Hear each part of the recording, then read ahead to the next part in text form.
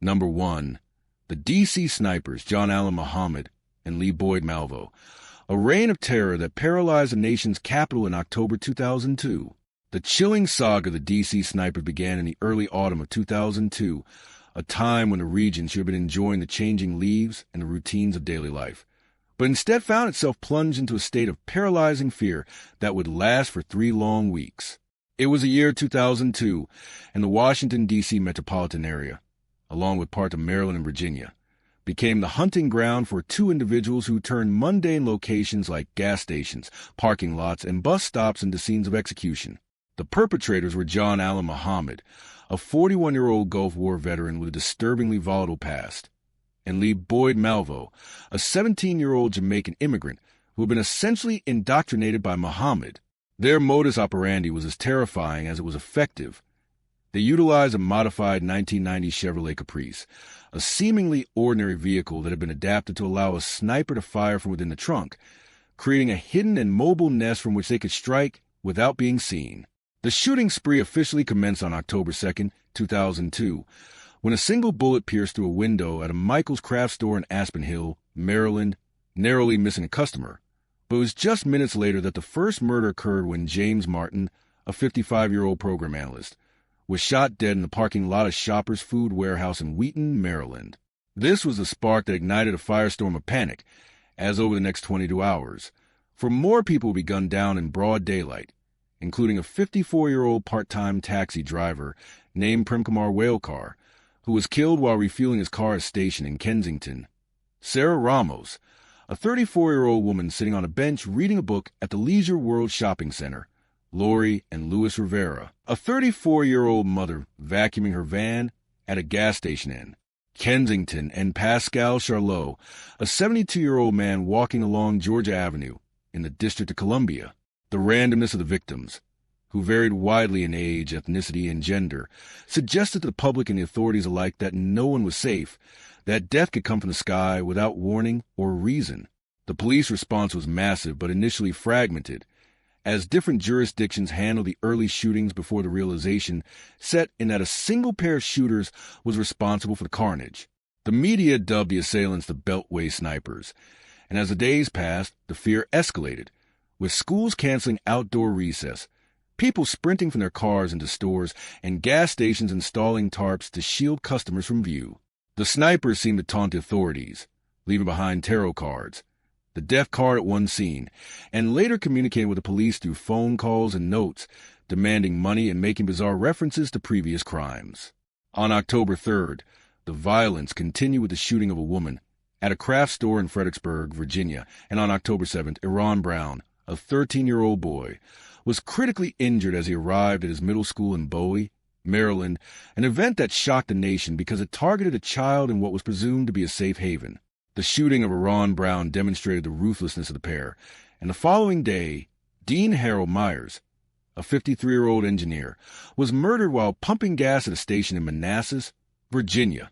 By this point, the investigation had become the largest in United States history, involving the FBI, the ATF, and local police departments, all working under the command of the Montgomery County Police Department. Despite the overwhelming manpower, the snipers continued to evade capture, moving freely through the gridlocked traffic of the East Coast, sleeping in their car and meticulously planning their escapes.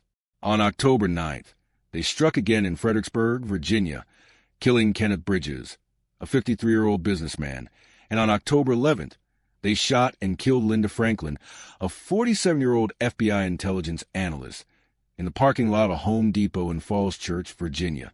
The murder of an FBI agent brought the intensity of the manhunt to a fever pitch, as the realization hit home that the killers were operating with impunity right under the noses of the nation's top law enforcement. The snipers took a brief hiatus for a few days, only to resume their assault on October 14th, shooting and wounding a 47-year-old woman outside a restaurant in Falls Church. And on October 19th, Jeffrey Hopper was shot in a parking lot in Ashland, Virginia, south of Richmond, indicating that the net of terror was widening. The turning point in the investigation finally arrived on the night of October 22nd, when the snipers shot Conrad Johnson, a 35-year-old bus driver, as he stood on the steps of his bus in Aspen Hill, Maryland. Although this was another tragedy, it provided the crucial break that investigators had been desperate for. Earlier that day, an alert witness at a liquor store in Barrington, Maryland, had reported a dark blue Chevrolet Caprice parked in a rest area, the occupant acting suspiciously. The witness had seen the news reports regarding the lookout for a cream-color van or a box truck, which turned out to be erroneous information derived from confused early witness statements, and instead noticed a Caprice because of its New Jersey license plates and tinted windows. This tip, combined with previous calls that had been overlooked due to the focus on vans, led police to the rest area off Interstate 70. When officers descended upon the vehicle, they found John Allen Muhammad and Lee Boyd Malvo asleep inside the car. Upon searching the vehicle, authorities discovered the Bushmaster XM15 E2S rifle used in the shootings, a scope, a tripod, and a global positioning system, all which painted a clear picture of the deadly campaign that had unfolded. The arrest brought a collective sigh of relief to the millions of people who had lived in fear for 3 weeks, but the motive behind the attacks remained a subject of intense speculation. It was later revealed that John Allen Muhammad had intended to kill his ex-wife, Mildred Williams, whom he had lost custody of their 3 children to, and that the random killings were part of a deranged plan to extort $10 million from the government and create a cover for his intended murder of his wife, whom he hoped to kill in a similar random shooting to make it look like part of the sniper spree. Furthermore, Muhammad had indoctrinated Malvo, acting as a father figure, and subjected him to a strict and abusive regimen designed to desensitize him to violence, molding him into a killer who believed he was participating in a jihad or a revolutionary act. The legal proceedings that followed were complex, as the crimes crossed multiple state lines. In May 2006, after a lengthy trial in Virginia, John Allen Muhammad was found guilty of capital murder and sentenced to death. Lee Boyd Malvo, who was tried as a juvenile in Virginia, was sentenced to life in prison without the possibility of parole for multiple counts of murder. Muhammad maintained his innocence until the end, showing little remorse for the terror he had inflicted. On November 10, 2009, John Allen Muhammad was executed by lethal injection at the Greensville Correctional Center in Jarrett, Virginia, bringing final closure to the case for many of the victims' families. The D.C. sniper case left an indelible scar on the American psyche, fundamentally changing the way law enforcement handles multi-jurisdictional serial murder investigations and highlighting the devastating impact of domestic violence and radicalization when combined with access to firearms. The legacy of those 22 days in October is one of tragedy, but also of resilience, as a community and a nation came together to support one another in the face of an unseen and seemingly indiscriminate enemy. Number 2, Robert William Pickton, a pig farmer from Port Coquitlam, British Columbia, whose farm became the burial ground for some of Canada's most vulnerable citizens. The horrifying story of Robert William Pickton is one that exposed the dark underbelly of a major city and shook the foundations of the Canadian justice system. For decades, the downtown Eastside of Vancouver was known as a gritty, impoverished neighborhood, a place where drug addiction and sex work were rampant, and where women often went missing without causing a major stir in the mainstream media. Between the late 1970s and the early 2000s, more than 60 women vanished from this area, many of them indigenous or from marginalized backgrounds, and their disappearances were largely ignored by a police force that seemed indifferent to their plight. It was not until the late 1990s that families of the missing women and local activists began to organize, demanding answers and forcing the Vancouver Police Department to take the disappearances seriously. Enter Robert Pickton, a soft-spoken, unassuming man who lived a simple life on a pig farm in Port Coquitlam, a suburb about 20 miles east of Vancouver. To his neighbors, he was just a quiet farmer who sold pork and hosted raucous parties at his dilapidated property, known as the Piggy Palace. However, behind the facade of the ordinary farm lay a house of horrors. The investigation into Pickton began in February 2002, not because of the missing women, but because police obtained a search warrant for illegal firearms. When officers executed the warrant at his farm, they discovered personal items belonging to missing women, specifically an asthma inhaler with the name of a woman who had vanished. This discovery shifted the focus of the investigation immediately, turning a routine search for guns into one of the largest forensic investigations in Canadian history. As officers began to comb through the farm, which was a sprawling filthy mess of trailers, slaughterhouses, and mud-filled pens, the sheer scale of the atrocity began to emerge. Over the next several years, forensic teams would scour property, sifting through tons of mud and debris, looking for human remains. The farm was a gruesome scene, and the evidence they found was chilling. Investigators discovered DNA and remains of dozens of women, many of whom had been dismembered. The horror was compounded by the realization that Pickton had processed the bodies of his victims in the same manner he processed his pigs, feeding them to the animals or grinding them up with the animal feed. It was a grotesque and disrespectful end for women who had already suffered so much in life. Pickton was arrested in February 2002 and was eventually charged with the murders of 26 women, though he boasted to an undercover officer planted in his cell after his arrest that the actual number was 49, an easy one to go to make it an even 50. The trial, which began in 2007, was a media spectacle. In a controversial move, the judge severed the charges, trying Pickton first for 6 murders, the deaths of Serena Botsway, Mona Wilson, Andrea Josbury, Brenda Wolfe, Georgina Papine, and Marnie Fry, to ensure the trial didn't collapse under its own weight. The prosecution painted a picture of a predator who lured women to his farm with the promise of money, drugs, or a party, only to kill them in his slaughterhouse. The evidence was graphic and difficult for jurors to stomach, including testimony about the tools found in the slaughterhouse that were coated in blood and DNA. Pickton's defense team argued that he was a scapegoat for the police's failings and that he was not smart enough to pull off such a complex series of crimes without leaving a trace, attempting to paint him as a dim-witted fall guy. However, the jury did not buy this defense. In December 2007, after months of testimony and deliberation, Robert Pickton was found guilty of 6 counts of second-degree murder and was sentenced to life in prison with no possibility of parole for 25 years. The prosecution subsequently stayed the charges on the remaining 20 counts, arguing that a conviction on the 6 counts ensured he would die in prison and that further trials would be too expensive and traumatic for the families. The fallout from the Pickton case was immense and far-reaching. It led to a public inquiry, known as the Missing Women Commission of Inquiry, which harshly criticized the Vancouver Police Department and the Royal Canadian Mounted Police for their failure to catch Pickton sooner. The inquiry found that systemic bias against sex workers and Indigenous women had led police to dismiss the disappearances as inevitable consequences of a high-risk lifestyle, thereby allowing Pickton to operate with impunity for years. Families of the victims, who had fought for justice for so long, felt a mix of vindication and grief. While Pickton was behind bars, the systemic issues that allowed their loved ones to be lost remained unresolved. Robert Pickton remains incarcerated, serving his sentence in a maximum security prison, a silent reminder of the evil that can fester in the shadows when the vulnerable are ignored. His farm has since been razed to ground, and the land has been gifted to the families of the victims and the local First Nations community, a small gesture of atonement for the atrocities that occurred there. The case of Robert Pickton is not just a story of a serial killer. It is a stark indictment of society that failed to protect its most marginalized members, a grim chapter in Canadian history that continues to haunt the national conscience. Number 3.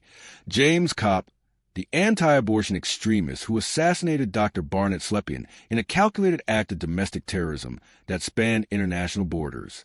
The case of James Charles Kopp is a harrowing examination of the intersection between radical ideology and cold-blooded murder, a narrative that began long before the trigger was pulled and extended years beyond the crime itself through a complex international manhunt. By the year 2002, James Kopp was already a fixture on the FBI's 10 most wanted fugitives list, known to authorities by the moniker Atomic Dog, a nickname derived from his extreme views and his supposed ability to evade capture. However, to the medical community and women's rights advocates, he was known as a terrorist who targeted doctors who performed abortions. Kopp's descent into violence was rooted in his deep involvement with the militant anti-abortion movement, specifically a group known as the Lambs of Christ, and later his association with the Army of God, a loose network of extremists who advocated for the use of force to stop abortion. He was not merely a protester. He was a soldier in the self-declared holy war, willing to cross the line from civil disobedience to homicide to achieve his objectives.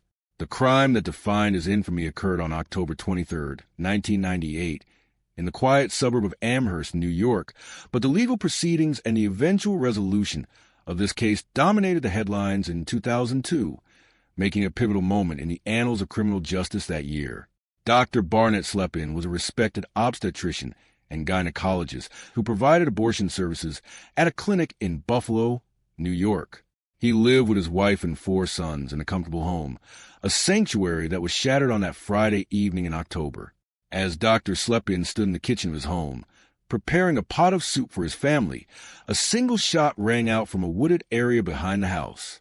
The bullet, fired from a high-velocity rifle, pierced through the glass of the back door and struck Dr. Slepin in the back, collapsing his lung and severing a major artery. He died almost instantly in the arms of his wife, leaving a family devastated and a community terrified. The investigation into the murder of Dr. Slepin was immediate and intense, with the FBI taking the lead due to the domestic terrorism implications. Agents quickly discovered a small hole in the rear window and a distinct indentation in the backyard fence, evidence of the sniper's position. A crucial piece of evidence was found in the woods behind the house, a shell casing from a 7.62 millimeters Russian-made SKS assault rifle. Forensic analysis linked this casing to similar casings found at the scenes of 3 previous non-fatal shootings of abortion providers in Canada and in Rochester, New York, establishing a clear pattern of escalating violence. James Kopp was identified as a prime suspect almost immediately. Witnesses had seen a dark-colored vehicle near the Slepin residence on the days leading up to murder, and a fingerprint found on a map leafleting an abortion clinic was matched to Kopp. However, by the time the authorities zeroed in on him, Kopp had vanished. This disappearance marked the beginning of an intense international chase that would last for nearly 2.5 years. Kopp utilized the skills and network he had developed as an anti-abortion activist to stay one step ahead of the law. He dyed his hair, grew a beard, and used numerous aliases. He fled the United States, crossing into Canada, and eventually made his way to Europe. For a long time, his whereabouts remained a mystery, a source of immense frustration for federal agents and agony for the Slepin family. The break in the manhunt came in March 2001 in a small town in France. French authorities, acting on a tip from the FBI and the Royal Canadian Mounted Police, arrested Kopp in a suburb of Rennes. He had been living under an assumed name, disguising himself as a member of a devout Catholic community, a stark contrast to the violent act he had committed. This arrest, however, was not the end of the legal wrangling. It was the beginning of a protracted extradition battle that would eventually bring the case to its climax in 2002. Kopp fought his extradition to the United States with surprising vigor and legal sophistication. His lawyers argued that he should not be extradited because the United States federal government and the state of New York sought the death penalty, and France, like many European nations, refused to extradite individuals to jurisdictions where they might face execution. For months, the French courts deliberated on the humanitarian and legal implications of the request. It was a standoff between justice and sovereignty, between the demands of the American justice system and the principles of European human rights laws. The resolution of this deadlock came in 2002. The United States Department of Justice, under the leadership of Attorney General John Ashcroft, made a strategic and highly controversial decision to ensure Kopp's return. In an effort to bypass the French objection, federal prosecutors agreed not to seek the death penalty against Kopp, effectively taking the death penalty off the table in exchange for his extradition. Furthermore, New York State authorities assured that they would pursue a trial without capital punishment. This decision angered the Slepin family and pro-choice advocates, who felt that Kopp deserved the ultimate punishment for his calculated assassination. Nevertheless, the legal maneuver worked. In June 2002, after exhausting his appeals in the French courts, Kopp was extradited from France to the United States, landing in Buffalo under heavy guard to face the music for crime he had committed years prior. His return in 2002 was a major news event, symbolizing the long arm of the law but also highlighting the complexities of international law in the age of terrorism. Upon his return, Kopp was defiant. While awaiting trial, he spoke to the media and attempted to justify his actions, claiming that he only intended to wound Dr. Slepin, not to kill him. He argued that the murder was actually a tragedy, but an unfortunate necessity in the fight against abortion. This defense, centered on the intent to save unborn babies, did little to sway the public or the legal system. The trial, which took place shortly after his return, was a somber affair. The prosecution presented a mountain of forensic evidence, including the rifle that was eventually found buried in Kopp's backyard in New York, and testimony placing him in the vicinity of the Slepian home. The jury deliberated quickly, and in 2003, James Kopp was convicted of second-degree murder. He was sentenced to 25 years to life in prison, a sentence that ensured he would spend the rest of his days behind bars, though he was later charged and convicted for federal violations as well, effectively stacking sentences to guarantee he never sees freedom. The case of James Kopp, culminating in his extradition and arraignment in 2002, serves as a grim reminder of the lethal consequences of extremist rhetoric. It demonstrated the lengths to which individuals would go to impose their moral views on others through violence, and the immense resources required to bring such fugitives to justice. For the Slepian family, 2002 was a year of reckoning, a time when the man who stole a husband and a father was finally held accountable, even if the punishment did not fit the maximum measure of their pain. The legal compromises made to get him back to American soil sparked a debate on the use of the death penalty in extradition cases that continues to this day, marking James Kopp's case as a significant, if disturbing, milestone in the history of criminal justice. Number 4. Scott Peterson and the disappearance of Laci Peterson, a heartbreaking mystery that began on Christmas Eve 2002 and evolved into one of the most publicized and legally complex murder trials in American history. The story of Scott and Laci Peterson initially appeared to be the quintessential American dream, a picture-perfect couple living in the quiet, suburban neighborhood of Covina Avenue in Modesto, California. Scott Peterson, a 30-year-old fertilizer salesman, and his wife Laci, a 27-year-old substitute teacher, were eagerly anticipating the arrival of their first child, a son they had already named Connor. Laci was 8 months pregnant, her belly round and life flourishing within her, and the couple had spent the weeks leading up to Christmas decorating their home and preparing for the future. However, beneath the polished surface of their marriage, fractures were beginning to show, fractures that would soon erupt into a narrative of betrayal and unimaginable violence. On the evening of December 24th, 2002, Scott Peterson claimed that he left their home to go on a solo fishing trip to the San Francisco Bay, a trip he said was spur of the moment to test his new boat. According to his testimony, Laci was watching television, preparing to walk their dog, Mackenzie, and mop the kitchen floor when he walked out the door. It was the last time Scott Peterson would ever claim to see his wife alive. When Scott returned home later that evening, he found the house empty. The bucket of mopping water was still sitting out. The dog was wandering loose in the backyard with a muddy leash, and Laci was nowhere to be found. He initially called his mother-in-law to ask if Laci was with her, and upon learning she was not, he reported her missing. What followed was a frantic search that consumed the community of Modesto and eventually the entire nation. Volunteers from all over California descended on the town to hand out flyers, search parks, and scour the riverbanks. Laci's family, the Roches, stood beside Scott in front of television cameras, pleading for the safe return of the vivacious, glowing mother-to-be. But as the days turned into weeks, the polished image of the grieving husband began to crack, and the investigative spotlight shifted squarely onto Scott Peterson. Detectives grew suspicious of Scott's demeanor almost immediately. He appeared emotionally detached, often smiling or laughing inappropriately during interviews, and his account of that fateful day began to show inconsistencies. The fishing trip to the San Francisco Bay, a 90-minute drive from Modesto on a cold and rainy Christmas Eve, seemed like a strange alibi for a man who reportedly did not enjoy fishing and had a boat he had kept secret from his wife. Furthermore, it was revealed that Scott had been having an extramarital affair with a woman named Amber Fry, a massage therapist from Fresno. Amber Fry became a pivotal figure in the investigation when she went to police, suspecting that the single man she was dating might be involved in his wife's disappearance. In a stunning move that captivated the world, Modesto police investigators asked Amber to wear a wiretap and record her phone conversations with Scott.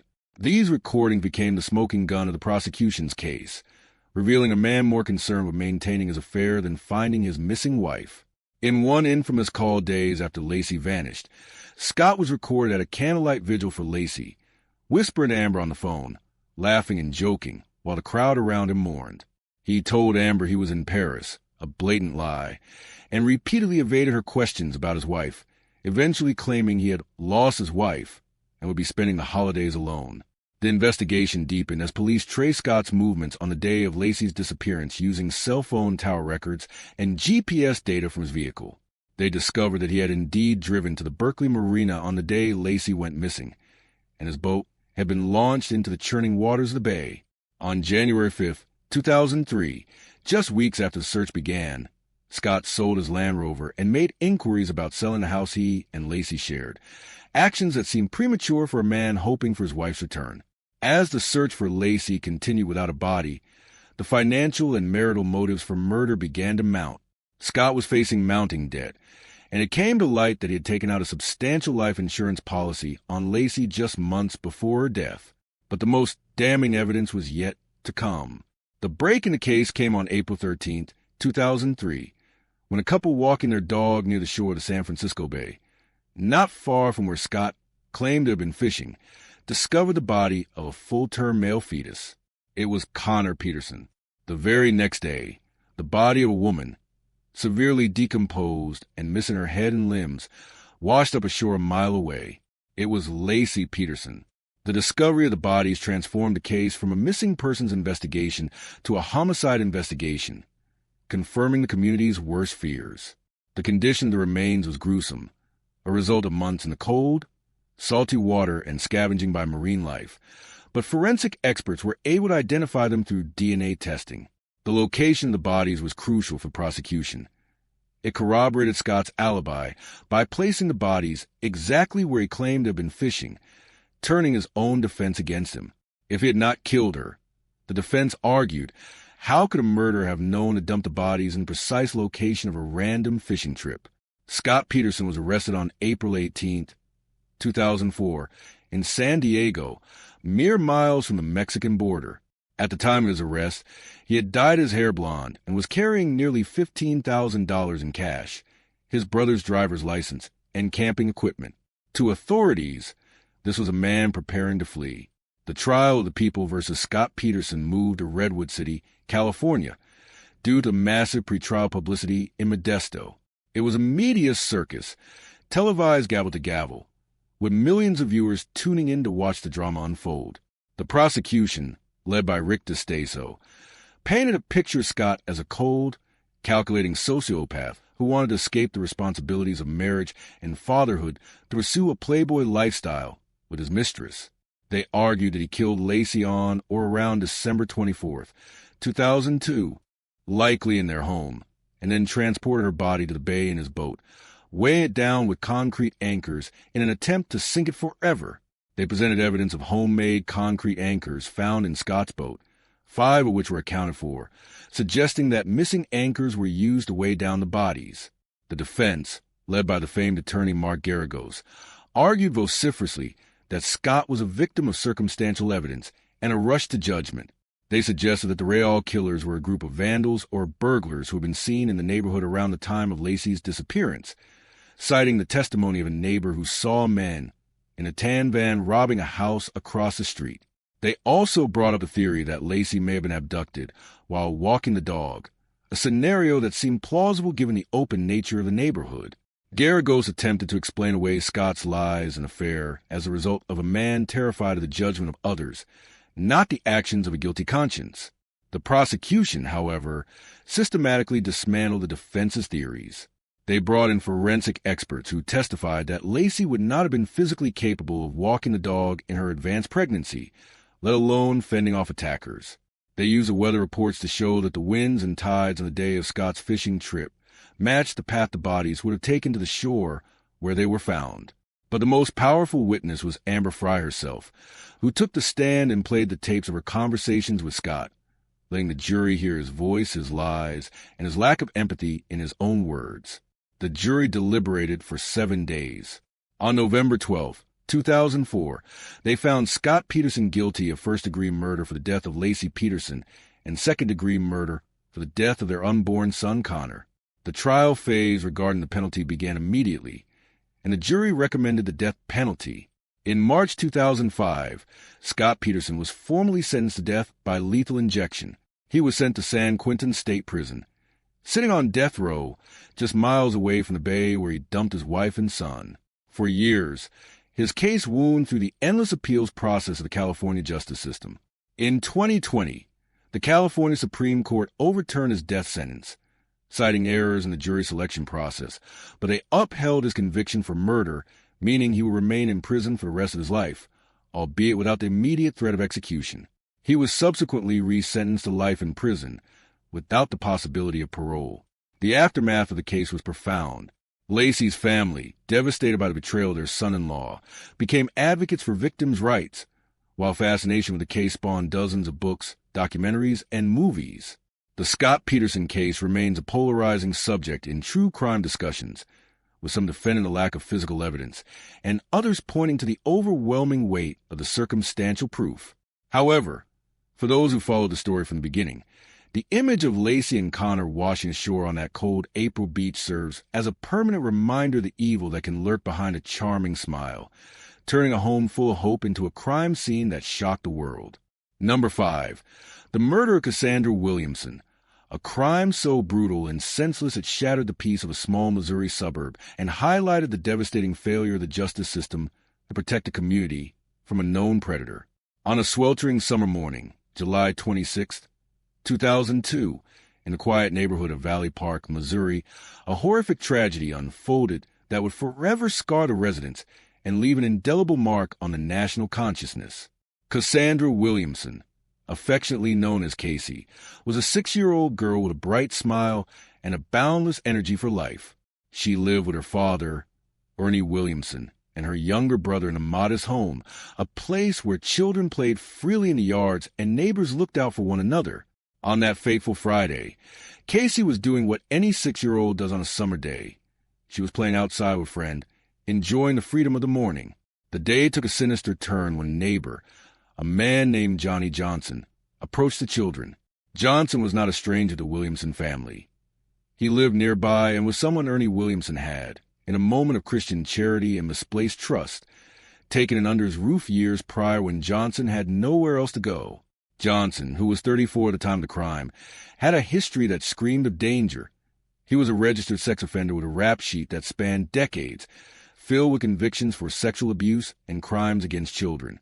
Yet, on this morning, he used a lure as old as time itself to snare his victim. He approached Casey and her friend, carrying a container of chocolate milk, and told them he had more treats inside his apartment. Casey, trusting and innocent, followed him into his ground-floor apartment just a short distance from her own home. Once inside, the door closed, and the nightmare began. What happened in that apartment was an act of pure, unadulterated evil. Johnson, driven by violent and depraved urges, attacked the little girl. He attempted to sexually assault her, and when she fought back or simply because his violence escalated, he took a brutal course of action. He grabbed a heavy object, in some accounts described as a hammer, in others a rock or a board, and bludgeoned Casey in the head. The violence was severe enough to crush her skull and end her life quickly, but the horror did not end with the murder. Realizing what he had done, Johnson panicked. He wrapped Casey's small, lifeless body in a plastic bag, concealing his crime-like refuse. He then ventured out into the summer heat, carrying her body to a secluded area behind the apartment complex near a wooded creek. He discarded her body there, leaving her alone in the dirt and brush. Back at the Williamson home, the absence of their daughter was soon noticed. Ernie Williamson began looking for Casey, calling her name, a search that grew increasingly frantic as the minutes ticked by. Neighbors joined in, knocking on doors and scouring the streets. When they knocked on Johnny Johnson's door, he answered, acting casual and unbothered, claiming he hadn't seen her. He even had the audacity to join the search for a brief time, a chilling display of the psychopathic ability to mimic normalcy while hiding a dark secret. However, the cracks of his facade quickly began to show. Police arrived on the scene and began interviewing residents. When they spoke to Johnson, his story didn't add up, and his demeanor, nervous, sweating, and evasive, raised immediate red flags.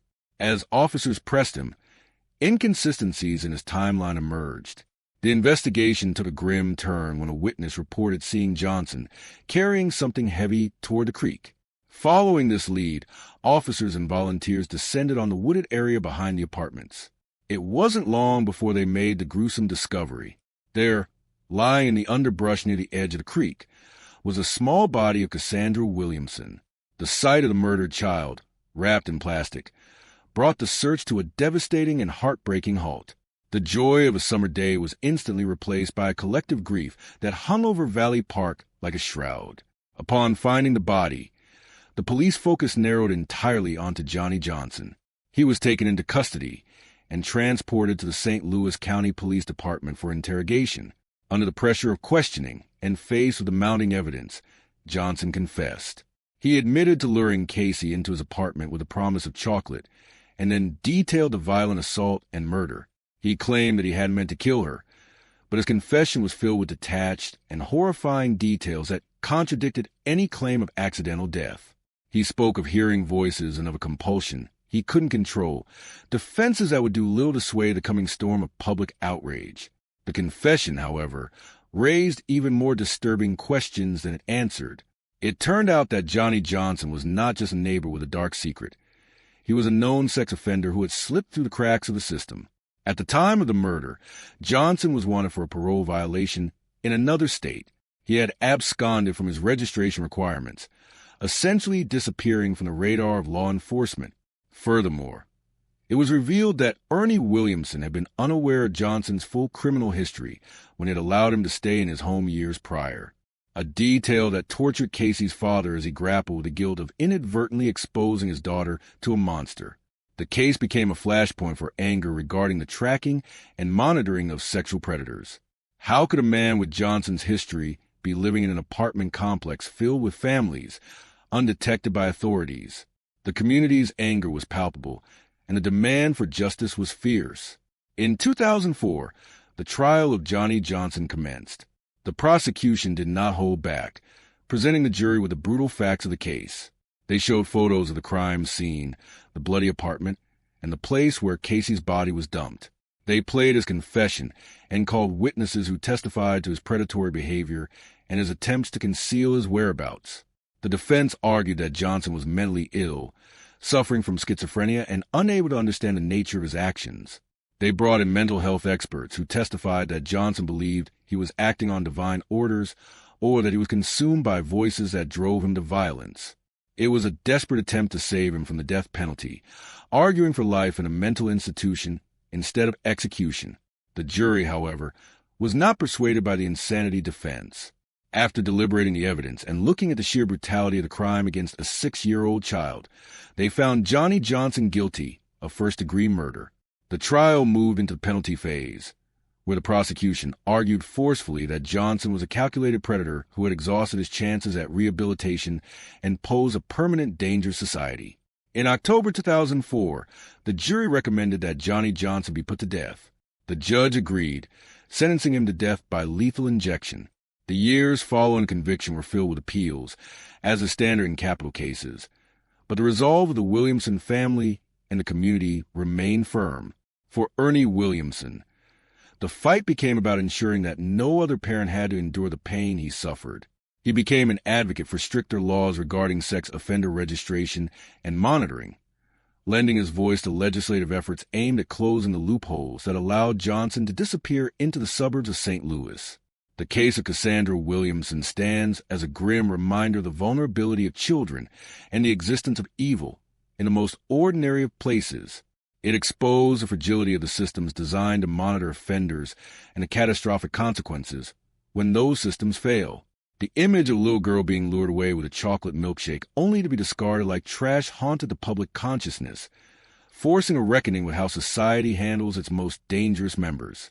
While the legal system eventually delivered what many viewed as the ultimate punishment, it could never bring Casey back.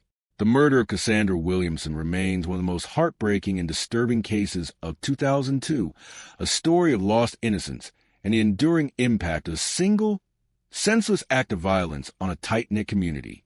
The legacy of the case is found in the tightened laws around sex offender registry and the eternal memory of a 6-year-old girl whose life was stolen before it truly began. Number 6, the abduction and murder of Danielle Van Dam, a case that captivated and terrified the parents of San Diego, exposing the nightmare of a predator living right next door and culminating in a trial that revealed a dark underbelly of suburban life. in the peaceful upper-middle-class suburb of Sabre Springs in San Diego, California. The community felt insulated from the harsh realities of the world. It was a neighborhood of manicured lawns, two-story houses, and cul-de-sacs where children rode bikes in the street and neighbors exchanged friendly waves. But this sense of security was shattered in the early hours of February 2nd, 2002, when 7-year-old Danielle Van Dam vanished from her own bedroom. Danielle was a bubbly, brown-haired girl with a gap-toothed smile who loved to dance and play with her friends. She lived with her parents, Brenda and Damon Van Dam, and her 2 younger brothers in a quiet cul-de-sac on Mountain Pass Road. The events leading to her disappearance began innocently enough on a Friday evening. Brenda and Damon went out for a night of socializing at a local bar called Dad's Cafe, leaving Danielle and her brothers in the care of a neighbor who checked in on them. When the parents returned home in the early hours of Saturday morning, they brought friends back to the house to continue the party. It was a lifestyle choice that would later be scrutinized heavily by the media and the defense. But at that moment, the only concern was the safety of the children. The next morning, Saturday, February 2nd, Danielle's father went to her room to wake her up, only to find the bed empty. A quick search of the house turned up nothing, and as panic began to set in, they noticed that a side door to the garage was unlocked and a security screen in the garage had been slashed. The realization that their daughter had been taken from the sanctity of her home was a nightmare come true for the Van Dams. Within hours, the Sabre Springs neighborhood was swarming with police, FBI agents, and volunteers. A massive search operation was launched, combing the nearby canyons, hillsides, and parks. Danielle's face was plastered on billboards and news broadcasts across the nation, her wide eyes staring back at the public, pleading for her safe return. As the investigation gained momentum, the focus quickly turned to a neighbor who lived 2 doors down.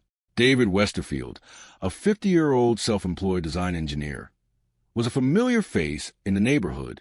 He lived alone in a beige house on the same cul-de-sac, and although he was not a close friend of the Van Dams, he had been seen at the same bar, Dad's Cafe, on the night Brenda and Damon went out. In fact, witnesses later stated that Brenda Van Dam and David Westerfield had danced together that night, a tragic coincidence that would link them forever. Police became interested in Westerfield almost immediately. He was the only neighbor who had left his house early on the morning Danielle went missing, claiming he wanted to get away in his motorhome, a 35-foot vehicle that allowed him to live a nomadic lifestyle off the grid. When detectives interviewed him, his behavior raised suspicions. He was evasive, his alibi was shaky, and he appeared to be cleaning his motorhome frantically when they arrived at his door. He claimed he had driven to the desert and to the beach, a solitary trip that seemed poorly timed and convenient. As the investigation intensified, detectives obtained search warrants for Westerfield's house and his motorhome. What they found inside would seal his fate. Forensic technicians scoured the vehicles for days. In Westerfield's motorhome, they found a spot of Danielle's blood on the carpet near the bathroom sink and a single, tiny hair fiber that matched the color and characteristics of Danielle's hair. On the bedding of his bed, they found a fingerprint that was later identified as belonging to Danielle Van Dam. Perhaps most damning were small orange fibers found on Danielle's clothing in her room and on the floor of Westerfield's motorhome, which forensic experts linked to the upholstery of his motorhome interior. The physical evidence was microscopic but irrefutable. It placed Danielle inside Westerfield's vehicle. The timeline was damning. Westerfield had left the neighborhood early Saturday morning, and the blood spot suggested that Danielle was alive but bleeding inside the motorhome at that time. The public waited and prayed for Danielle's safe return as the search for her body continued. But those hopes were crushed on February 27, 2002, when a volunteer searcher stumbled upon a horrifying discovery in a remote, undeveloped area off the Hesse Road, about 25 miles east of the Van Dam home. Lying under a tree, partially unclothed and decomposed, was the body of little Danielle Van Dam. The cause of death was undetermined due to the state of the remains, but the location was consistent with the theory that she had been dumped by someone driving a vehicle capable of reaching remote desert areas. The recovery of her body transformed the investigation into a murder hunt, and the net around David Westerfield tightened. He was arrested on February 22, 2002, before the body was even found, based on the forensic evidence found in his motorhome. The subsequent trial was a media spectacle that gripped San Diego for months. The prosecution, led by Jeff Dusek, presented a meticulous case built on the forensic evidence and the timeline. They argued that Westerfield, a seemingly normal neighbor, had a dark secret life involving child pornography and a predatory interest in young girls. They revealed that hundreds of images of child pornography were found on Westerfield's computers, establishing a motive and a depraved mindset. They reconstructed his movements on the weekend Danielle disappeared, showing that he had ample time to abduct her, kill her, and drive her body to the desert location where she was found. The defense, led by Stephen Feldman, took a different tack. They attacked the Van Dam parents' lifestyle, suggesting that their sexual openness and the party at their house on the night of the abduction provided opportunities for others to enter the home. They theorized that someone else, perhaps a drug dealer or an unsavory character linked to the parents' social circle, could have taken Danielle. The defense also suggested that the police had focused exclusively on Westerfield to the exclusion of other leads, a theory known as tunnel vision. They worked hard to plant doubt in the minds of the jurors regarding the integrity of the forensic evidence and the cleanliness of the motorhome before the police search. However, the sheer weight of the physical evidence was overwhelming. The prosecution brought in some of the top forensic experts in the country to explain the DNA and fiber evidence, painting a clear picture of Danielle's presence in Westerfield vehicle. The jury deliberated for about a week. On August 21st, 2002, David Westerfield was found guilty of first-degree murder, kidnapping, and possession of child pornography. The following month, the jury recommended that he be sentenced to death. The judge agreed, and Westerfield was sent to San Quentin's death row. The case had a profound impact on the community and the nation. It shattered the illusion of safety in the suburbs and highlighted the fact that predators often look like ordinary neighbors. It also sparked a debate about the media's coverage of the victims' families, as the Van Dams were subjected to intense scrutiny and victim-blaming during the trial. In the years that followed, the Van Dams became advocates for missing children, working to ensure that other families did not have to endure the same pain. David Westerfield remains on death row in California, his case winding through the endless appeals process. The abduction and murder of Danielle Van Dam is remembered as one of the most tragic and compelling cases of 2002, a story of innocence lost, the power of forensic science, and a community's collective heartbreak. It served as a grim reminder to parents everywhere that vigilance is necessary even in the safest of neighborhoods. The image of the little girl with the gap-toothed smile, gone forever because of a monster living next door, remains a haunting symbol of that tragic year. Number 7. The abduction and murder of Samantha Runnion, a case that struck a nerve across the nation and transformed the way states track and monitor sex offenders after a stranger snatched a 5-year-old girl from her front yard in broad daylight. The quiet, suburban community of Stanton, California, located in Orange County, was a kind of place where families moved to feel safe, a neighborhood characterized by manicured lawns and children playing freely in the streets. However, on the warm afternoon of July 15th, 2002, that illusion of safety was violently ripped away, leaving a scar on the American psyche that would take years to heal. Samantha Runnion, affectionately known as Sammy, was a 5-year-old girl with a bright smile and a vibrant personality who loved playing with her dolls and riding her bike. On that Monday afternoon, she was playing a game of catch with a 6-year-old friend, Sarah, just a few yards away from the front door of her home, which she shared with her mother, Erin Runnion, and her grandparents. Samantha was a spirited child who was not afraid of strangers, a tragic innocence that a predator would exploit with terrifying precision. Around 6:15 p.m., a man approached the two girls as they played near the curb. He pulled up in a light green Honda sedan and spoke to them, using a lure so calculated it preyed on the very nature of a child's helpfulness. He told Samantha and her friend that his name was Ziggy and that he had lost his dog, a small brown terrier named Buffy. He asked for their help in finding the animal, showing them a picture and pleading for assistance. Samantha's friend, sensing something was wrong, hesitated, but Samantha, driven by empathy and a desire to help, approached the car. In a horrific flash, the man lunged from the vehicle, grabbed Samantha by the arm, and threw her into the passenger seat of the car as she screamed and kicked. Her friend ran into the house to alert Samantha's mother, screaming that someone had taken her. By the time Erin Runnion reached the front yard, the green Honda was speeding away, and her daughter was gone. The frantic 911 call placed moments later set off a massive manhunt that would dominate national news cycles. The Amber Alert system, which was still in its infancy and not yet fully operational nationwide, was utilized to its full potential in California, broadcasting descriptions of the suspect and the vehicle across television and radio stations. The description provided by Samantha's young friend was detailed and crucial: a Hispanic or light-skinned African-American male, tall with black hair, driving a light green Honda sedan, possibly an older model. For the next 24 hours, the community and law enforcement agencies held onto a sliver of hope that she would be found alive. Tragically, those hopes were extinguished the following day, July 16, 2002. Two hikers were walking in a remote, rugged area of the Cleveland National Forest, about 50 miles from Stanton, when they discovered a body. It was Samantha Runnion.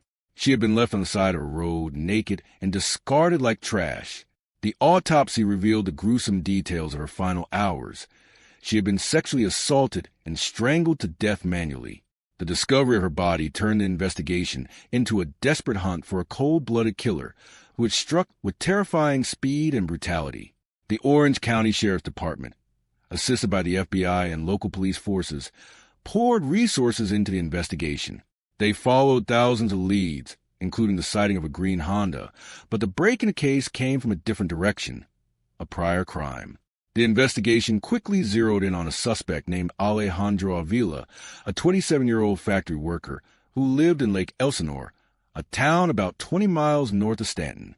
The connection to Avila was established through Samantha's friend and the timeline of events.